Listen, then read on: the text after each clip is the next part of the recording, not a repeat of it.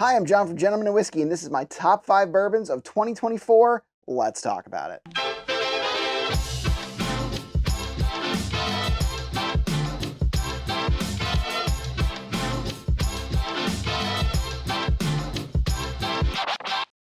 So we've got a channel update coming here pretty soon, but I wanted to put out this video because it's already 2025. We'll talk about the 5 bottles and we'll go into a couple of honorable mentions. Criteria for pretty much every year I do this list is that I have to own a bottle.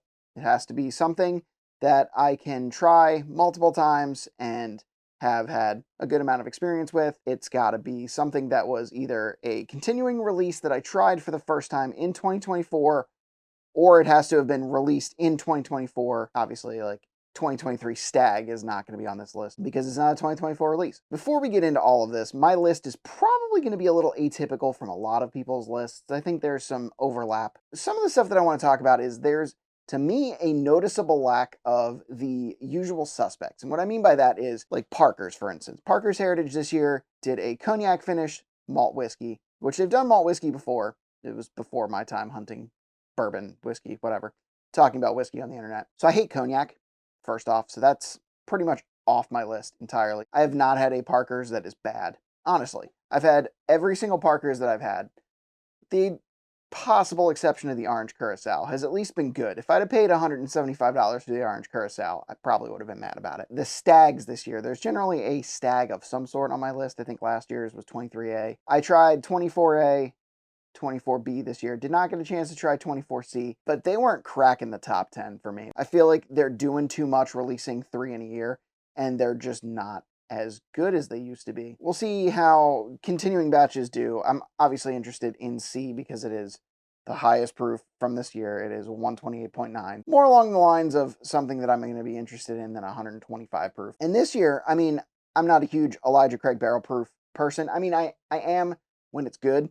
But I think between C920 and C923, there's a big gap of not a lot of good stuff. It's just my opinion. I think this year it continued a lot of that. One of them will make my honorable mentions, so we'll talk about that in due time. We're not doing a blind this year, in part because there's a 40 proof point difference between my whiskeys, and even last year's, I think, was close to a 30 proof point difference, and that just, it skewed all kinds of results. I think the Jack Daniel's 12 was probably better than 5th place. You know, I'm not Fred Minnick out here trying to do 100 blind, because I just don't think that's repeatable results. Like, I don't think if he did that blind even twice that his results would be the same. So this year I'm just going chalk. I'm going with what in my head. I've spent a lot of time thinking about it, and these are the 5. That being said, let's continue on this list. We'll start at 5 and work our way down to number 1. So number 5 this year, Maker's Mark Cellar Aged. I like a lot about it. I do like last year's better, but I think last year's list as a whole is, I hate to say it, but I think my list from 2023 beats my list from 2024 all out. So does that mean bourbon's getting worse? I don't know. Maybe that's a video I'll make at some point. But this 2024 is, I think, one of my top 5, in part because I think it hits a lot of the flavor notes that I like. It kind of kicks things up a little bit. And I did make this video, obviously, and I do like 23s better. I think they're close, but I think I give the edge to 23 being a little bit more complex. For the price, I think it's the best Maker's product out there, especially the best one released in 2024. A lot of people said Heart Release. A lot of people said Lost Recipe. They just weren't there for me. The complexity of those two was not on the level of the complexity for the Cellar Aged. But I think this is a solid release. It's a great bourbon. I'm not mad about buying this one, and I will buy next year's based on how good this one was. So, number 5, Maker's Mark Cellar Aged. Number 4, and this might actually also surprise some people. This is this year's Woodford Reserve Master's Keep. It's 121.2 proof. And I've said since last year's was the 124.7. I think they're getting more stag-like. I think they're getting to be more what the original kind of profile for stag that I fell in love with is, and I think I'm falling in love with these. They're expensive. They're $150, right? They're the pinnacle of the Woodford Reserve lineup, and they're great. Would they be better at $100 or even $80? Yes, absolutely. I am not mad about buying any of these. I've bought the last 3 years, and I've enjoyed every single one of them. This being 4 on my list, I think, is partly the absence of other things, but I also think it's the emergence of Elizabeth McCall as a blender, and I think I honestly like a lot of what she's doing better than what Chris Morris was doing. Great bottle of whiskey, and I really do think it's worth being the 4th best whiskey of 2024. Now, this is where we're going to get some people, because this bottle is one that a lot of people have said is their top whiskey of 2024. And when I first tried it, I might have agreed. But then I tried it blind, and it just didn't do it for me. Like, there's just something about it. It's not as complex as I'd like for it to be. And the more times that I've tried it, I've had probably 4 pours out of it right now. It doesn't look like it. One of the pours was from someone else's bottle. A lot of cherry notes, a lot of oak notes, and it just doesn't have much past that.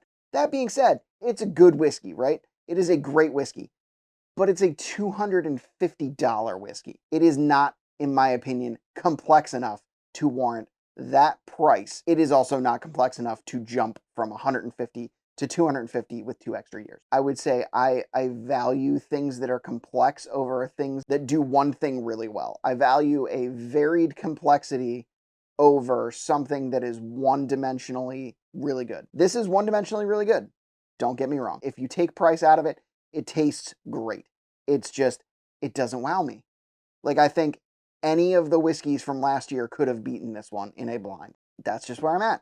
I think it's really good. I think it's worthy of being 3, but it's not number 1 for me. If you want to argue with me in the comments, please do. I'm very interested in what other people think of this bottle, but the longer I've had it, the longer it's been open, the less I love it. If you watch my channel since September, this next one's not going to be a surprise to you. It's a little bit of a surprise to me because 100 proof is not generally going to make my list 9 times out of 10. But this bottle set my taste buds ablaze, and I love it. I've had the 16-year-old Fitz VVS that they released a couple years ago, thanks to my buddy Vin, and it was great. I loved it. This one is more expensive. It is less age, and they vatted it for 12 years because they said it was perfect. And I got to agree with them, because this is the most flavorful 100 proof whiskey I've ever had, hands down, bar none. It is complex. It is everything that I wanted it to be, and it has just a level above what I feel like 100 proof whiskey has. This is the one that makes me a believer that 100 proof whiskey can suit my palate again. My palate tends towards barrel proof, towards cask strength, towards high proof things. This is, I think, resetting my mindset to that. This is my 2nd best bourbon of 2024, and I'm not mad about it. So that's what we got. We've got 3 bottles that are honorable mentions. The first one is a craft whiskey that set the internet on fire by winning the Ascot Awards, and if you are a whiskey nerd, you already know what I'm talking about, but this is Smoke Eye Hill, and look, I like it. It is a 5-year-old bourbon that tastes, I think, much more complex than its time. MGP, contract distilled, all aged in Colorado, and it's got some great flavors. It catches comparisons to George T. Stagg, because George T. Stagg was in its weight class. I've since read quite a few things criticizing how the Ascot Awards are done and how they kind of came to that, and maybe saying that Fred Minnick asserted his influence on the board. And I think that criticism is fair. However, I do think this is a good whiskey. It is not George T. Stagg. I don't even think it's necessarily, maybe this year competes with Stagg Juniors, but I would say most years it's not going to compete with the best Stagg Junior, but it's really good. It's $80, and it should be $80. I like a lot of the stuff about this, including the taste. It doesn't quite make it onto my list. Next one. This was actually my first big board review, and we're going to get back to doing big board reviews this year. It's going to be a lot better. I think I'm figuring out what I want to do with the big board reviews, but this is the first one. It is Old Forester 1924. It is 100 proof, 10-year age stated, Old Forester, heat cycled. It is supposedly the same mash bill as early times, so it's a 79% corn, 11% rye, 10% malted barley, and I liked a lot about it. The problem is it's $130, and it is a little bit too one-dimensional for it to even crack the 5th on this list, but I think it was really good. I'm excited to see what future iterations of this look like. I really enjoyed this one. It's just not quite number 5. So, last but not least, I promised you that there would be an Elijah Craig in the honorable mentions, and here it is. It's B524. And it continues my streak of not liking any Elijah Craig under 130 proof. This is 130.6. It is 11 years and some months. 11 years, 2 months. So it is really not that far off of being the old 12-year age stated. And I thought it was really great. It, once again, has a little bit of complexity issues. It is really great. It's really oaky. It's got a lot of cherry notes. Honestly, it doesn't drink like 130 proof, which is a good thing. But I think it just doesn't have that depth that I want it to have, especially in light of last year's C923. So without further ado, this is my top bourbon of 2024, and it's actually, I got influenced into this, and then I couldn't stop thinking about it, and I realized that Chris from Bourbon of the Week was right.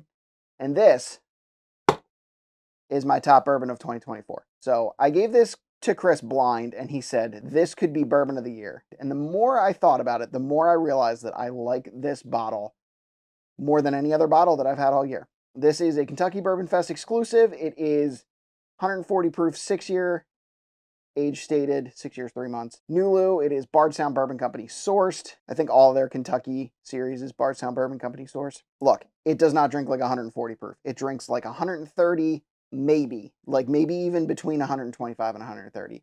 It has a lot of great flavors. It is a really fantastic whiskey, and it incepted itself into my brain that this was going to be the one. And the more that I've had of it, you know, from here to here, which is pretty good for me. I don't drink a whole lot that quickly. The more and more I had this, the more and more I knew this had to be my whiskey of the year. Please drop in the comments what your bourbon of the year is if you want to argue with my list. I'm here for it. I love talking about whiskey. I love hearing other people's opinions. I would love to hear what your thoughts on Russell's 15 are this year. I think it's probably the most divisive whiskey of the year. If you want to support the channel, we do have a merch store. Link is in the description. We also have a Patreon and memberships here on YouTube. Check those out if you want to support us. If you like this content, check out our other videos. Please like and comment on this video and subscribe if you haven't already. And we hope you'll join us in drinking like a gentleman. Cheers.